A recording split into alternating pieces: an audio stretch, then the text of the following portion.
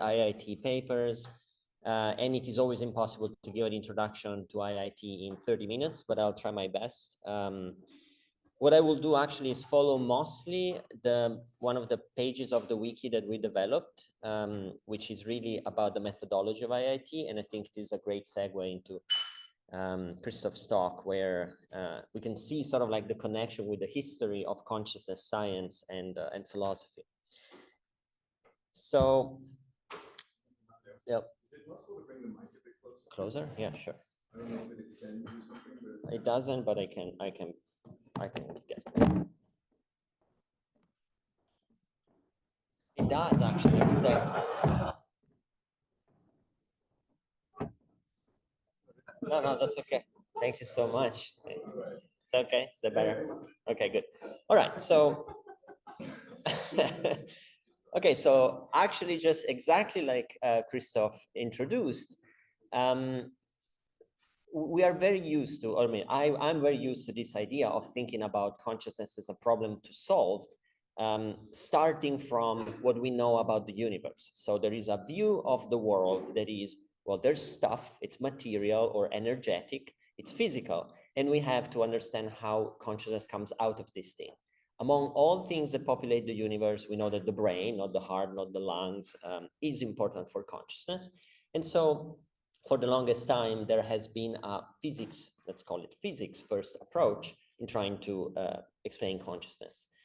The point of some philosophical approaches to consciousness, and among many of them, also IIT, I categorize it as a scientific theory, but also a philosophical approach to consciousness, is to really think, is this the right way to go? And the idea is that no, it's not, because in a sense, we are more acquainted with consciousness than we are acquainted with the physical world, because we experience the physical world as part of our experience. So what we can do is flip, so to speak, the script and flip the approach and start from experience itself. So have a phenomenology first approach, and then try to account for it in physical terms, in objective, scientific, rigorous mathematical terms. So this shift in perspective is really the one that starts an approach like IIT. And what I am going to talk about in this short introduction is where we can go from here, just from shifting the perspective in this way. So when we talk about consciousness, this is not just a claim about IIT, but arguably a normative claim about any theory of consciousness. We would like to answer many, many questions, among which at least two. One, we would like to be able to say when a system is conscious rather than not conscious, when there is something it is like to be this system rather than not. And two, what is it like to be this system? So we would like to account for the quantity or presence of consciousness and for the contents or quality of experience. There's a paper co-authored by Francesco and Jeremiah and other people back in 2021 that started really talking about the fact that theories of consciousness commit a fallacy in substituting consciousness, which is experience, for something else. And so accounting for mostly the correlates, the functional correlates of consciousness. But if we really want to account for consciousness, the claim is that we should be able to answer these two questions. So IIT is an approach that attempts to do just so. And we tried in the wiki, you can find this image in the one of the first pages of the wiki. We tried to give an overview of what the methodology of IIT is in sort of like as an entire framework. And then each of these steps, of course, will take a long time to unpack. We will have some time in this week and also the next week, but also I invite you, if you are curious in about any of these steps, to ask questions to me, Francesco, Jeremiah, Will, Billy, Melanie, Giulio, anybody who you can find, but also to just consult the wiki. So the general methodology of IIT, you can find it summarized in this slide.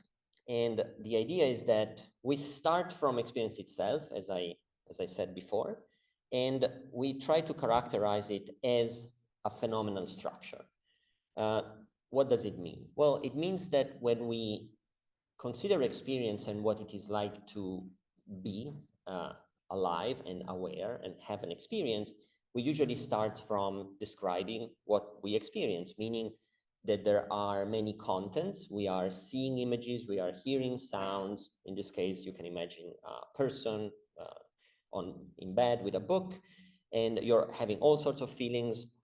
And all these contents that you can distinguish from each other are also related, right? You can see colors, you can see objects, you can see colored objects, you can see objects occupying portions of space. So we can describe an experience as a structure. This, of course, is very relevant for structural approaches to consciousness and the qualia structure approach. But IIT, before even starting to talk about the structure of experience, is occupied in wanting to describe what it is like to have an experience in the first place, as I mentioned before. And so it separates between two sets of properties, what we call the essential properties of experience that are supposed to be true of every conceivable experience, and the accidental properties of experience, which are instead properties that characterize a single experience, but are different between experiences. So the starting point of IIT is really to introspect the phenomenal properties of an experience, starting from the essential properties. And these, by now, probably you've heard the term many, many times. These are called the axioms of IIT. This is just an attempt to single out the minimal set of properties that are individually necessary and jointly sufficient to define what an experience is and what are its properties, its essential properties. I'm not going into the details, but these are intrinsicality, information, integration, exclusion, and composition. And each of these captured one fact about experience. This you can see actually in line with Descartes' initial attempt to argue that consciousness is real, and it's actually the only thing we cannot doubt about. So experience exists, like Christoph said. But you can say probably IIT hundreds of years later said, well, Descartes stopped at the very, very first step, which is what we call the zeroth axiom, like experience exists, but didn't say anything about how, what are the properties of this phenomenal existence. So IIT tries to unpack these properties one by one, defining the essential properties first. So after this step, which so far has been purely relegated to the realm of introspection, then here, so to speak, it starts the journey into the science and the indirect way to describe experience in terms that are not purely phenomenological and purely based on introspection. So IIT tries to formulate the essential properties that have been identified in physical terms. And by physical, I want to highlight that we don't mean in terms of mass, charge, or electric fields, or quantum fluctuations, but we have a very, very general and parsimonious definition of the physical, which is just operational. It means that we suspend the judgment on what is out there. We just know that in the world, the external world, we can make perturbations and observe reactions. And of course, we can rely on hundreds of years of science and know that the brain is particularly important as a substrate of consciousness, and then particular perturbations to the brain lead to particular observations in consciousness and in the brain itself. So we can define we can use a physical description of the objective world among which we find the brain to search for the same properties that are essential for consciousness, in this case in physical terms that are measurable and objective and quantifiable. So the attempt then is to start from the 5 essential properties of experience and to formulate them in physical terms. So we take what intrinsicality means in phenomenal terms from the first person perspective, and we try to ask, okay, what does it mean for a physical system, a system that exists in the physical world that we can study with the tools of operational physicalism, perturbation and observation? What does it mean for a system to exist intrinsically in physical terms? And then we do the same for information, integration, exclusion, and composition. And The easiest way, of course, to translate the axioms into postulates is to talk about properties of the brain. But I want to stress that for IIT, this is really a property of a physical system that doesn't have to be the brain. In a sense, we could even be mistaken about the fact that it's the brain, right? Despite all the evidence. And we could even find these properties in things that are not brains. So IIT formulates, the mathematical formalism of IIT can be applied to any system that has units that have at least two states and are characterizable in operational terms. So we can represent them as basically graphs or neural networks. But I want to also stress that ultimately the ontology of IIT is not even that we have to assume that the universe of the physical realm is made of units that have connections, but ultimately it's just made of probabilities, something that we can observe when we make interventions in causal terms. So the bottom layer, if you wish, of the IIT description of the world is really conditional probabilities that we can study with interventions. If you are interested, we, in the wiki and in the IIT 4.0 paper, we go all the way from characterization of the properties of brains in mathematical terms, meaning conditional probabilities, to then properties that connect more to neurophysiology and neuroanatomy.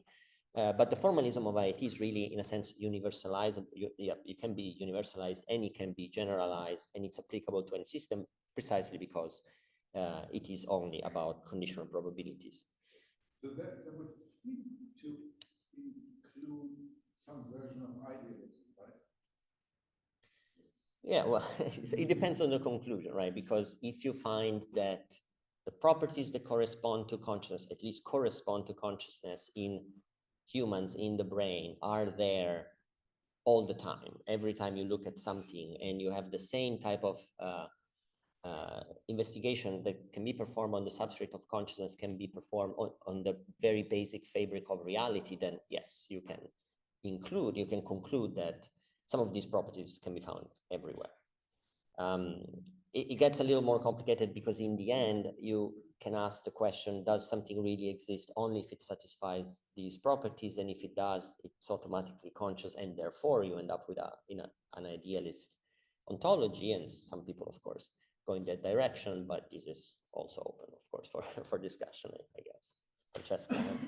Yeah, I think you can definitely make an interpretation even more radical, right? That is perfectly compatible with transcendental idealism or similar to Bernardo analytical idealism, where you take the physical operationalization just as that, just as an explanatory device, but the only thing that really exists is your subjective experience at any given time. In that sense, it's perfectly consistent with the idealism with the content. Yeah, and so thanks for bringing this up, because it's also important, I think, to stress that the physical description is just a description. Like for IIT, what's real is experience. We can use third-personal descriptions, operational, physical, mathematical descriptions, but these are not ultimately telling us that there is something else in the world that exists independent of consciousness. It's just a way to describe consciousness in third-personal terms, which are, of course, indirect, but allow us to have a view of conscious entities not from within. Some people argue that consciousness is private, and some people disagree, like Alex, but it's interesting to say, if consciousness is private, is there a way to study scientifically from the third person perspective in rigorous terms? Did you have a question, Alex? Yes, yeah, so I'm also still confused. Does IIT say there's a world out there, or does it say there could be a world out there? Excellent point. So like Christoph mentioned, if strictly speaking, every conscious subject can only be sure about their own experience, right? I experience something, I exist. However, it seems like I observe a lot of regularities in my experience of the world. So it is a very rational and also a very useful assumption to be realist about an external world. What starts as an assumption for IIT actually, though, becomes also a hypothesis, in the sense that if I apply the formalism that accounts for my own consciousness, two other things. And I discovered that this same account explains all the things that I observe and gives me basically a consistent view of the universe, then it has a lot more credibility. And it is a good hypothesis that basically suggests that solipsism explains nothing, realism explains everything. And so I should probably go with realism about external entities. Okay, so once this formulation of axioms into postulates has been done, we can start seeing how IIT proposes to answer the two questions that I mentioned at the beginning. So the first question is, when is consciousness present rather than absent? What systems are conscious? When is there something it is like to be a thing? And so to answer this question, it is enough to apply the essential properties of consciousness, so to check whether a physical system satisfies all these properties.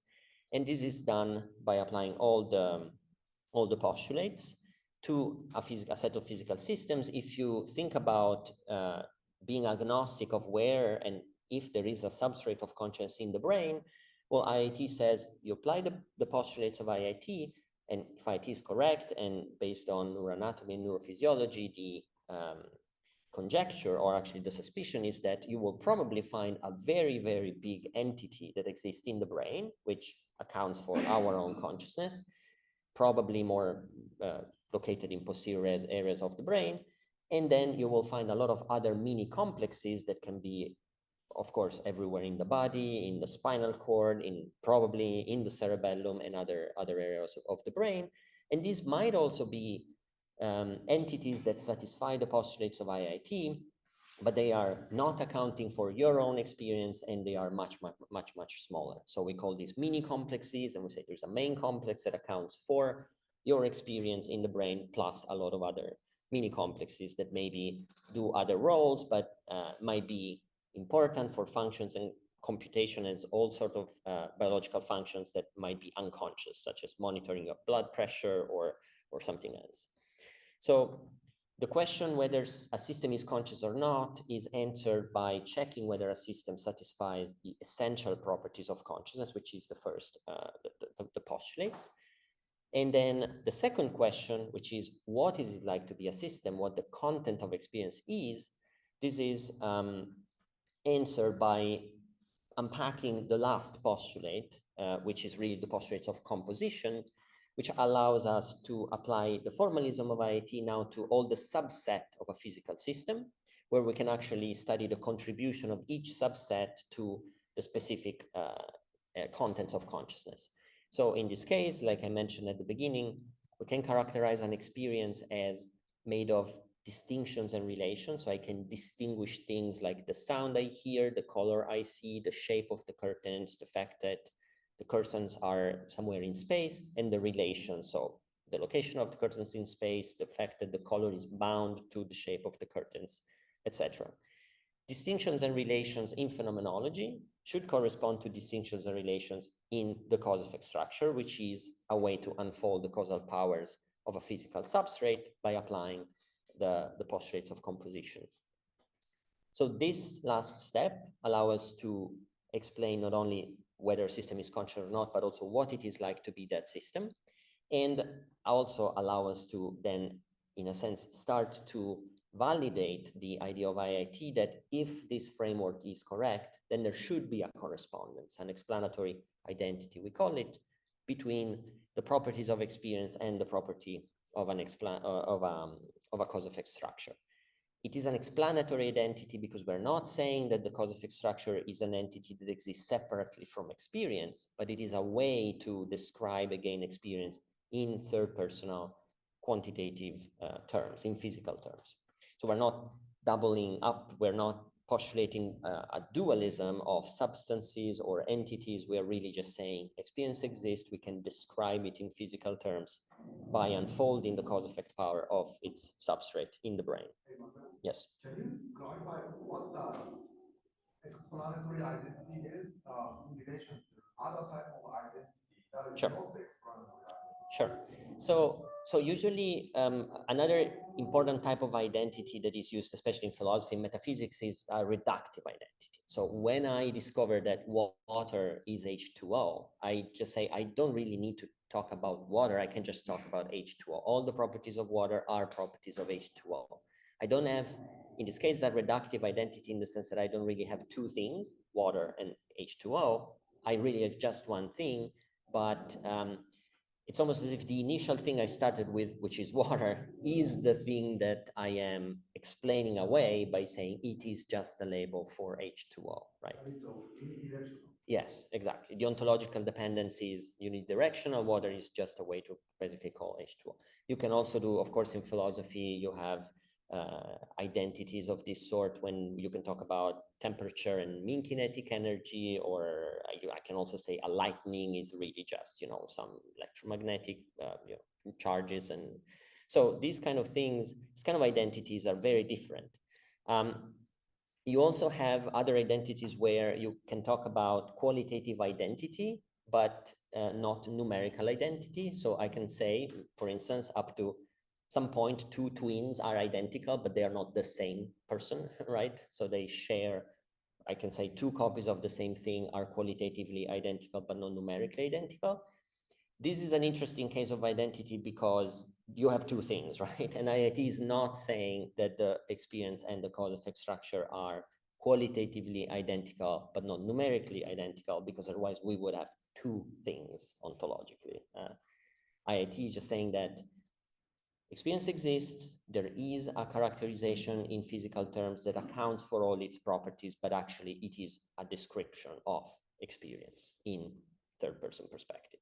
Okay, so we're not multiplying entities, they are numerically identical. But yeah, but that isn't the implication that every aspect of qualia of my experience has to map one-to-one on cause-effect state, and there's nothing left over on either side, right? Well, so the nothing left over on either side, that is actually an interesting question that we can unpack a little more when we talk about structure, because when we characterize experience, there are, we rely on introspection, right? And we know that our introspection is limited. So there is the question, when we characterize a phenomenal structure, can we actually characterize all the details down to the finer, you know, resolution of, let's say, qualia? So there is a possibility that a cause-effect structure might actually have a higher resolution. It might actually explain to us why something in experience feels the way it does, but it might look richer than our experience. Definitely, it has to be that experience corresponds to phenomenal distinctions and relations correspond to physical distinction and relations. There could be more structure in a cause-effect structure. Sure. Yeah, I mean, this is an interesting topic, and for the qualia structure project, I think is very important, because how do we characterize cause-effect experience? Phenomenal structure is limited by introspection. However, you are right that every aspect of experience needs to be accounted for by an aspect of the cause-effect structure, that for sure. But I mean, are you just concerned about trivial things like, well, okay, one photon hits one photoreceptor, I might not be able to experimentally or resolve that, or even experientially resolve that? No, so it has to be, you have to experience it, right? Because otherwise it wouldn't be a property of your experience. However, the fact that you are able to recognize that there is some internal structure. So for instance, the classical example, if these philosophers talked about color and maybe pain as atomic qualities, like simple qualia that you can't dissect further. And that's exactly why some people consider structure and quality as antithetical. Like a quality is qualitative precisely because it is not structured. However, there are already claims in the philosophical debate, and IIT is definitely claiming that structure is really at the core of quality. You can explain why something feels the way it does because of how it is structured. There is no other way unless you postulate this sort of property that is unexplained, and it's just an essence, so to speak, of something that makes the qualia of color colored and the qualia of sound, you know, sound-like. But if the fact that something feels like color or feel like sound is due to the internal structure, that however might not be fully introspectable, but still experientiable, then you have a consistent explanation of consciousness as a structure, and that can correspond to a cause-effect structure that might even have a higher resolution in terms of distinctions and relations. We can talk more about this, of course, yeah. Could this somehow facilitated by making a sort of distinction between the ontological and the epistemological sense, which there is an ontological aspect of experience that might not be knowable because of the limit of introspection and the resolution, but still it's a very good assumption to assume that. Yes, yes, absolutely. And I think what you said is actually very wise in the sense that I think using the word knowable, it's different from experientiable. Of course, you experience color as it is, but knowing that it feels what it feels because of some structure that is internal to it is a different story. And I bring up the case of pain because it's actually very interesting. Philosophers have talked about pain as this type of experience that it cannot be dissected, it's just painful. But actually, in some cases, it's not true. There's people with pain asymbolia that can still feel exactly the same physical sensation without the unpleasantness, right? Or the painfulness of pain. So you start realizing that what you called pain and you thought it was just this simple narrow quale or experience is actually internally constituted by an affective component and a tactile quale and maybe some physical location on your skin. And so you can start investigating the internal structure, even through introspection. Of course, you can even design methods, maybe with intervention, to show people then, yeah, okay, I don't want to get ahead, but these are interesting questions we can talk. Yes, sure. It's particularly confusing when you say that what gives qualia its particular essence, like its particularity, let's say, its structure, because in that case, I would say that, for example, tone of color, if something is red or green or blue, tone of pitch, if something is a C or a A or a B, are both embodied in the same manifold, are both a circle. And in that case, we will give them the same structure, and they relate in the same way to other components of that dimension. I would presume that they will feel the same for what you say, even the structure determines for particular qualities that they thought. Yeah, so right. Are they not the same? Well, so I think the reasoning to me is backwards. Like, given that they feel different, the characterization in structural terms must account for why they feel different, right? So, for instance, I could say that I can describe color in terms of hue, saturation, and brightness, and I can describe sound in terms of, I don't know, like timbre, volume, and pitch. But if I just think that these two qualia are the same because they can be described in terms of like a three-dimensional space, I'm actually losing the essence of what makes them different from each other, right? So there is hidden structure that you have to account for to explain why sound feels like that and color feels, different. So in this case, this is actually an interesting theme that is very topical and very timely, because a lot of research in consciousness science is moving towards describing qualia spaces and describing the relations between qualia, and sometimes qualia spaces can actually be similar. You can describe similar relations between different types of qualia, but this raises the question, well, what makes the qualia different if they can be described in similar relational, with similar relational properties? So I hope we can talk more about this, but yes. Yeah. Yeah, okay. You can keep the questions coming. Okay, well, so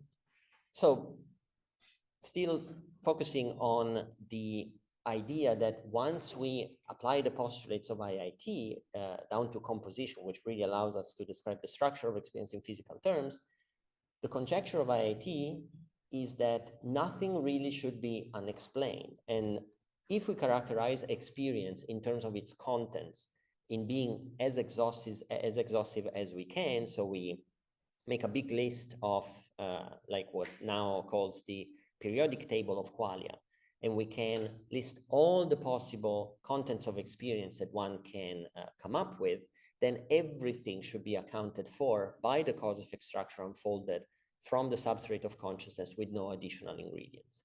And here in this picture, I'm just showing 4 categories of contents, or we call them kinds of contents of experience, because these are the ones that in IIT we are trying to approach one by one systematically.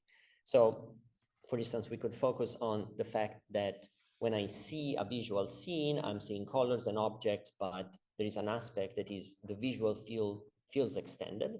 It feels like this 2D canvas in front of my eyes that is still there even when I close my eyes. And this, for instance, is not true of my olfactory experience. So the extended of the visual field is a qualitative property of experience and needs to be accounted for in physical terms, meaning cause-effect power. The same goes for my experience of the flow of time. And this is bound to my experience of sound. So you can hear my voice and you can hear the words and you can sort of retain what I have just said, or even in the middle of a word, you can still hear a little bit where it started.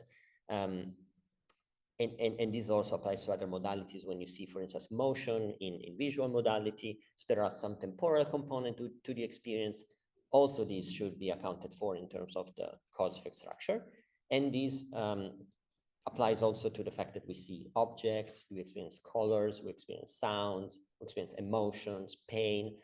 The hypothesis of IIT is that if the characterization of experience in terms of essential properties is enough to unfold the cause-effect power and account for also all the accidental properties, then the cause-effect structure should allow us to account for all the contents. What each content of experience will be is actually a substructure within the general cause-effect structure that we unfold from the substrate of consciousness. And we should be able to also use our knowledge of the neuroanatomy of the brain to understand why specifically, let's say, grid-like structures in visual cortex, when unfolded, and when we look at the distinctions and patterns of relations between them, we should see whether they can account for the experience of visual content, such as extendedness of space. Similarly, other types of substrates, such as, for instance, the directed grids that one can find in auditory cortex, perhaps, when unfolded, should give a way to account for the experience of temporal flow that we experience in auditory experience, and so on. So the idea is that the cause-effect structure is not this monolithic thing where everything looks the same, but each substructure is actually corresponding to all the substructures of our experience. And many projects of now and Masafumi's group and other people's group are actually targeting specific contents of experience, such as the experience of color or seeing faces or emotions. These are all things that can be studied independently. Okay, so far, we have used evidence from neuroanatomy, but mostly we've done introspection, phenomenology, and then maybe some computational work, mathematical work, in formulating phenomenal essential properties in mathematical terms to then allow us to come up with a formalism that we can apply to simple systems, idealized systems of logic gates or artificial neurons. This is all fine, but of course, IIT doesn't want to stay, like every theory of consciousness should be, doesn't want to stay at this theoretical level. We want to move actually to a validation step, which involves validation empirically with tests and predictions, specifically at the beginning in adult humans, which are the gold standard of consciousness for now, and then we can see whether we can extrapolate to other conditions where we are more uncertain about the presence of consciousness. And again, there are 2 steps. One is to design ways to validate the predictions of IIT based on the first question, absence versus presence of consciousness or level of consciousness. And this is really the entire research program that tried to validate the search for the neural substrate of consciousness. And I'm going to mention only very briefly, some topics that are important for this step. One is that if the theory is right, then we should be able to explain why a lattice of topographically organized areas in the back of the brain seems to be necessary to support conscious states, whereas like modular substrate is not, like the one in the cerebellum that can be ablated, or there are even patients that live their entire life without the cerebellum, but they seem to be perfectly conscious. According to IIT, this is accounted for by the fact that cerebellum is modular. It doesn't have the right type of anatomy that can support a big complex that specifies a big cause effect structure, but it disintegrates into causally independent little modules, whereas like posterior part of the brain has the right anatomy and physiology to do so. Similarly, we should be able to explain why neural activity in posterior cortex is not sufficient to support conscious state if causal interactions are impaired. So we can still see that there is some neural activity, the brain is active, but for instance, in dreamless sleep or deep anesthesia, consciousness vanishes. And there are endless attempts to check that these predictions, of course, apply. And these are all cases in which one can falsify the predictions of IIT, because it's enough to find one case in which somebody is clearly conscious, but integrated information measured with any proxy collapses, and that would be, of course, a big problem for IIT. Matteo, that's very idealized. Yeah, of course. You say, oh, there's this, you know, if you didn't have the high resolution. Yes. I mean, right now, I don't think it's easy to falsify with any simple experiment. I mean, that's a challenge for all of us.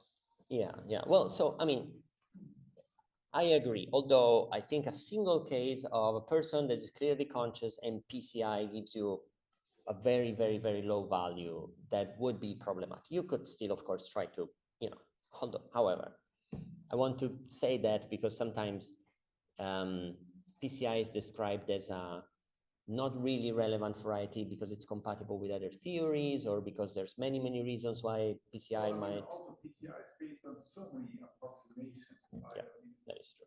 Yeah. What happens if it's 0.29, which is much more relevant, for instance, and the patient is still conscious? What do how do we respond to that? Yeah. Well, so the threshold is definitely, in a sense, not arbitrary, but it is based on some assumptions. But yes.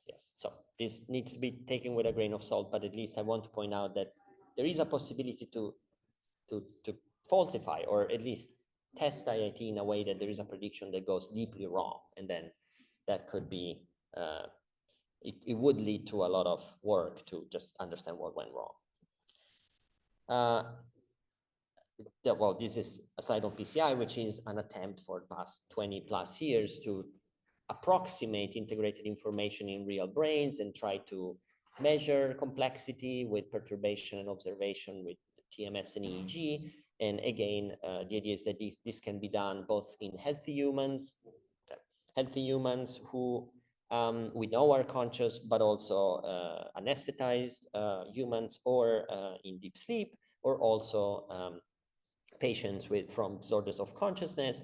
And the idea is that PCI tends to stratify these patients based on also the diagnosis that has been done compatibly with behavioral assessment, but sometimes there are some surprises, and there might also be some prognostic actually value in using PCI compared to behavioral assessment. So these are ways to empirically validate IIT and to make predictions that are sometimes counterintuitive, and bring even to the most recent ways to, like Christoph was saying, ways to challenge the traditional understanding of consciousness and brain activity, to the point of predicting that there can be some states where there is minimal activation in the brain, but still a vivid experience. And Melanie Bolli, I hope, will talk about meditation and pure presence.